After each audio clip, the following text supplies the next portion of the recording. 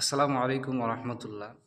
দুটো ভাষা আছে, রোজা আর একটা হচ্ছে সিয়াম। এই দুটো ভাষার মধ্যে কি পার্থক্য আছে? আছে, আসমান জমিন অব্দি তফাত আছে, পার্থক্য আছে। তার মানে রোজা মানে বিকৃত অভ্যাস, আর সিয়াম মানে বিরত থাকা। তো বিরত থাকা মানে কি কি? যেমন সহবাস, যেমন মিথ্যা কথা, যেমন বিভিন্ন ধরনের গুনহার কাজ থেকে বিরত থাকা, এবং খাবার দাবার বিরত থাকা, এবং যে সমস্ত ভালো ইবাদত রয়েছে সেগুলো করা। তো মন্দ কাজ থেকে বিরত থাকা।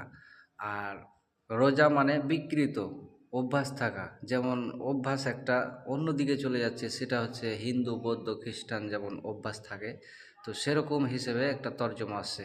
তাই সমস্ত দিনই ভাইদের দায়িত্ব হবে, করণীয় হবে, যেটা বলতে হবে সেটা হচ্ছে সিয়াম। সিয়াম বললে নেকি হবে, আর সিয়ামের মানেটাও খুব গুরুত্বপূর্ণ, ভালো হবে। কারণ সিয়াম হচ্ছে আরবি শব্দ।